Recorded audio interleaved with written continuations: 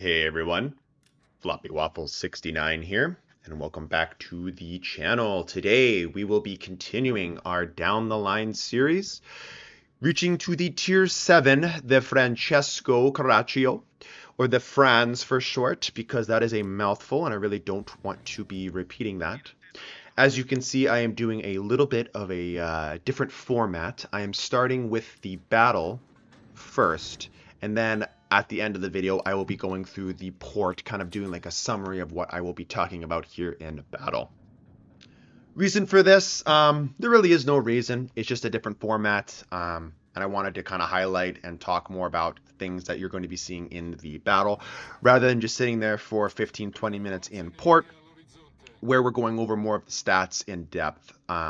Here are the commander build and the upgrades that I have taken on this ship for this particular battle, and the ones I recommend building into or speccing into for this ship. Okay, now the Franz. We've reached the Tier 7, and what is the big highlight for this ship? Well, the big thing is your main battery. You are now picking up 4x2 381mm guns, which is a big pro over the 320mm guns found on the Loria, or not the Loria, my god, the Andrea Doria down at Tier 6. So this is a big step up. But I can't help but feel that this ship has a bit of a stigma as still being quite a stinker, which is kind of upsetting for me, because I think it just comes down to people getting frustrated with lower tiers, expecting what they find at higher tiers to be translating down here towards lower tiers. Okay. One thing that hasn't changed on this ship is the infuriating main battery inconsistency, which is pretty consistent if you think about it. And that has to do with the balancing features of semi-armor piercing. You are now picking up 300mm sap shells. These sap shells can penetrate 96mm of effective armor, and have now, I believe, edged over the AP alpha strike damage potential, which the AP is 12,000, semi-armor piercing now being 12,500. So this is that first ship that now the semi-armor piercing is just going to do better raw damage than that of the armor piercing, which in my opinion is a little bit misleading. I still think people fire sap almost exclusively, when I think there are times to shoot armor piercing. Okay, this is one of those things where I really can't try to teach you when I think you should shoot the armor piercing via the sap. It's just one of those things that if you know the performance out of your shell and the armor scheme of the enemy target you're firing at, that's when you're really going to understand when and when not to shoot the semi-armor piercing. One thing you need to know is that semi-armor piercing is just going to be flat out more consistent than armor piercing. Armor piercing can overpen, it can ricochet, it could shatter on torpedo belt protection, that sort of stuff, where semi-armor piercing can either fully penetrate or shatter.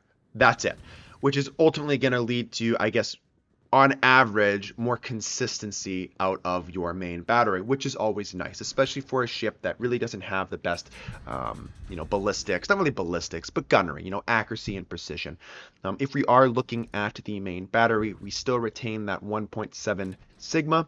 I believe our maximum firing range on the Franz is clocking out at 17.5 kilometers. So when we reach out to 17 kilometers, our horizontal dispersion is horrendous at 233 meters, and our vertical dispersion is at 138 meters as well.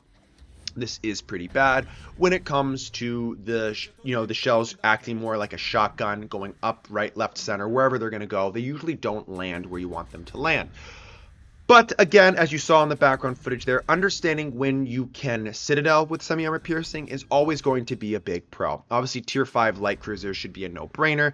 You should be able to citadel, or you will be able to citadel basically any tier 5 cruiser in the game. Tier 6 is there's some that I think maybe don't have the Citadel plating or have that weird torpedo belt protection. It's weird. And then tier 7, again, the more you know kind of thing. As you can see here, against the tier 5 Proctor, which is a Soviet BB, I know that thing's armor scheme is pretty wild, especially down at tier 5, so I went with the armor piercing, and I will continuously shoot the armor piercing because I know even if I get the thing's broadside, I have a good chance at shattering the vast majority of my semi-armor piercing, and I know I can Citadel the ship. And I think that's a big understanding or big pro to why you should be firing armor piercing at times.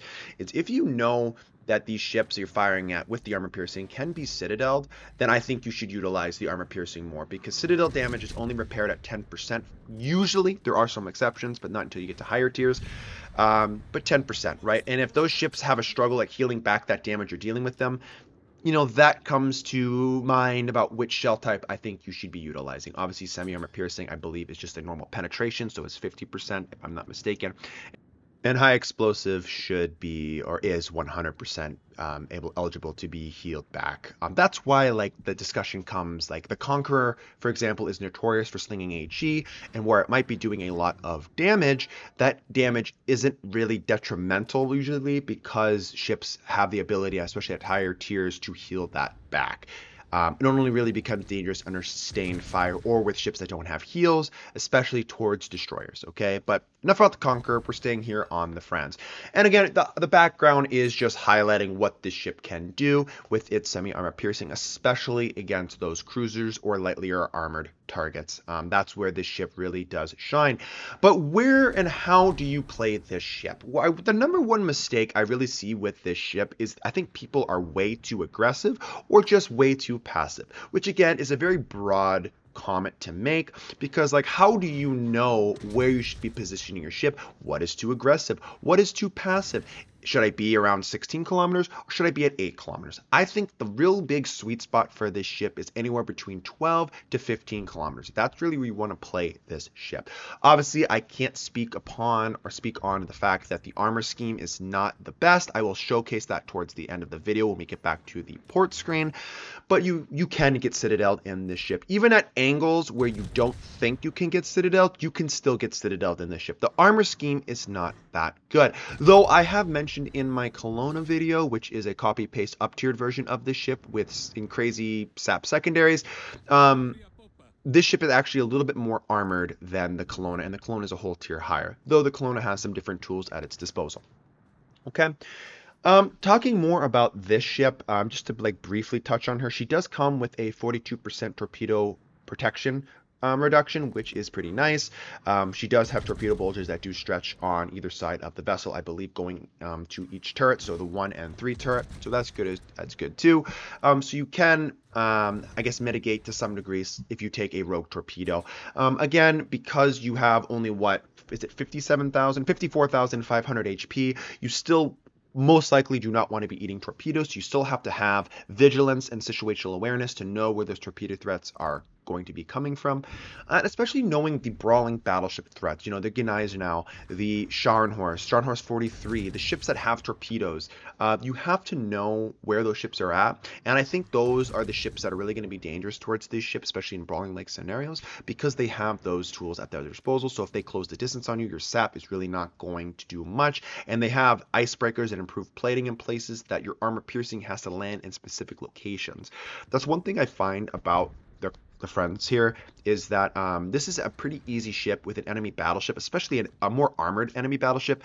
They could theoretically run you down and really just catch you off guard, because you really have no rebuttal to what they're saying other than if you start turning out and kiting. So hopefully you already find yourself in that position, because if you find yourself going towards the enemy ship that's chasing you down like a Scharnhorst, it's only going to lead to a disaster of a play unless the guy is a bonehead and happens to show flat broadside to you, and you can really make use of your 381 millimeter armor piercing.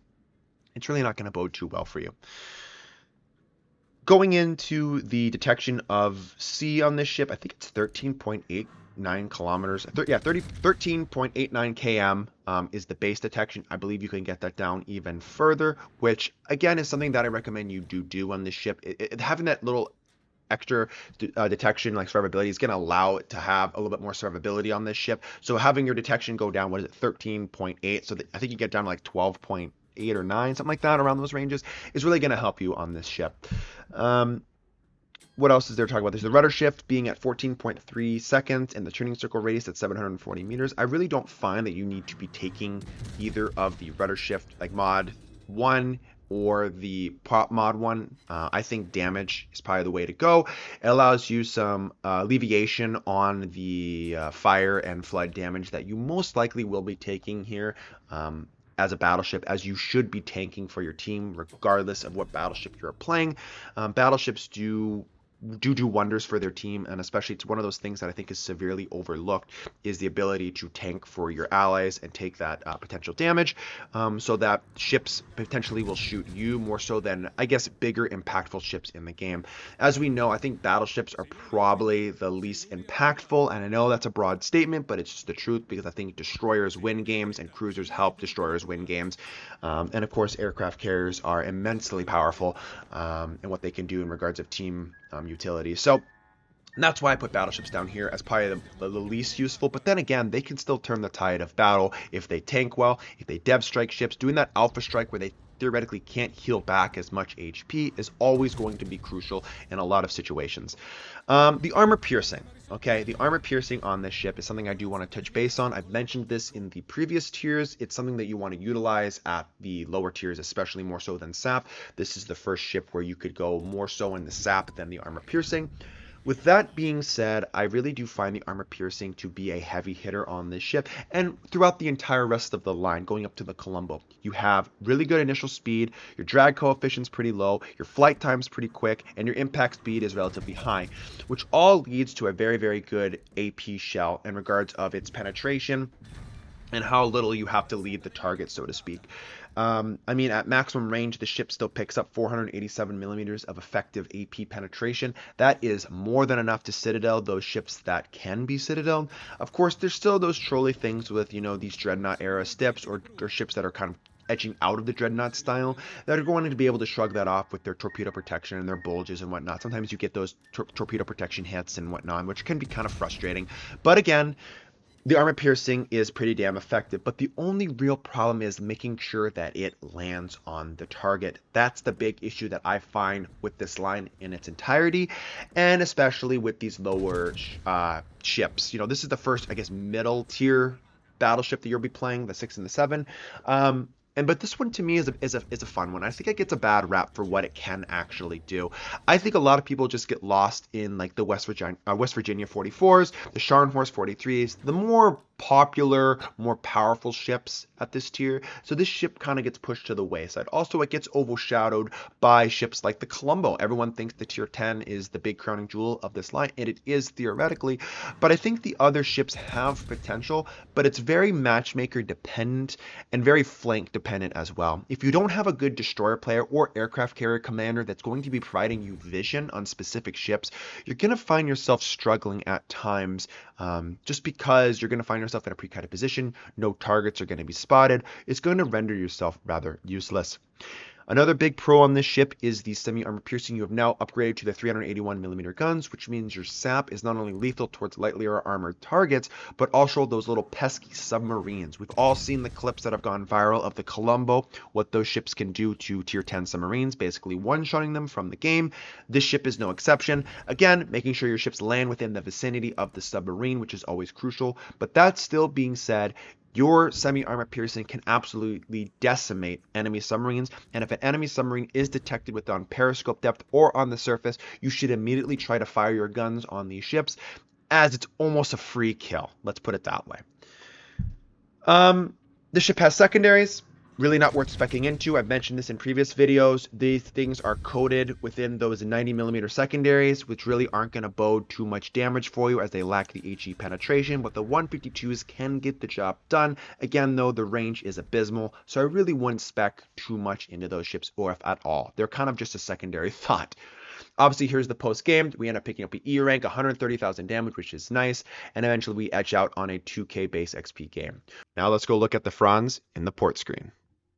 Alrighty, and here we are in the port screen of the the Franz here, and we're going to go over the upgrades and go over the armor scheme a little bit as well. So I'll showcase the armor scheme just a little bit here. You do have this 150 millimeter fore-end plate armor belt, which is going to be nice to kind of prevent those frontal citadels if you find yourself within those closer ranges. I do find, though, at the ranges that I recommend playing the ship, especially at 12 to 15, I think this is more than sufficient, especially if you're coming nose in at the target, kind of push up a little bit. It really does help you against the plunging fire and at the right angle where this is going to soak up majority of the enemy shells that are fired at your way if you do happen to take them on your nose. I will say that this nose being 26 millimeter is overmatchable, so you have to be careful about that. I still believe that that 26 millimeter nose can get overmatched by 381 millimeter guns or higher. So again, just knowing the targets that are shooting at your ship is always going to be crucial. You are picking up a 30 millimeter deck, which is nice. It helps against the 406 millimeter overmatch. That still, again, that can get overmatched by any shells larger than that. Again, you shouldn't really have to fight any of those unless you get up tier to tier 9, where the Musashi exists, so you have to be careful of that. 26 millimeter ass. Your upper armor belt is 220, and your main citadel belt is 300 millimeters. Again, here's a picture at the Citadel, quite large, so you're going to have to be careful of that. Again, there is some spaced armor in there, which is going to help you in regards of damage mitigation, and I'll go ahead and showcase the torpedo bulges as well. As you can see here, they do run in the span about halfway through the first turret, and again all fully through that third turret. So again, it's going to help you eat those rogue torpedoes if you so happen to make a mistake or you need to eat one. Again, this is more towards the submarines and aircraft carriers, I find, than it is actually destroyers, because you should have a general rough idea if you have competent DD players screening for you, knowing where the enemy torpedo threats should be. Going into the upgrade slots, main armaments modification 1 is a no-brainer for me. Second slot, damage control systems mod 2. In that third slot, aiming systems modification 1. And then in the fourth slot, not this, you want to take your damage control systems. I was just testing out that as an alternative build to see if that helped alleviate some issues in regards of turning. It really didn't. It really wasn't that noticeable. I think I would crave this much more so than the rudder shift improvement. I already went over the commander build, very self-explanatory. You're going for your standardized tank build on this ship. You want to make sure that your damage reduction is greatly reduced, and I think it works perfectly. Your standard battleship build should translate very well onto this ship, and it really does help this ship out a lot in those sticky situations where either your flank is crumbling or you're just tanking too much for your team, and you can get out of those sticky situations. But yeah, guys, that is basically the Franz analysis here. Hopefully you all enjoyed the video and the new format of just particularly this review. If we do like this format, I will try to stick with this more so. If not, I will eventually gravitate towards the other format as well. Again, I might just be flipping back and forth because at the end of the day, I'm sure some of you want to see the gameplay more so first rather than skipping ahead then hearing what I have to say, because I have a lot of good stuff to say about these ships. I just want to make sure that I'm translating all this information to you as quickly as possible, so we're not here sitting in front of our phones for 30 minutes or laptops for 40 minutes or anything like that. So anyway, guys, thank you so much for watching. Love you all, and I will catch you all on the next one. Have a good rest of your day, guys. Peace out.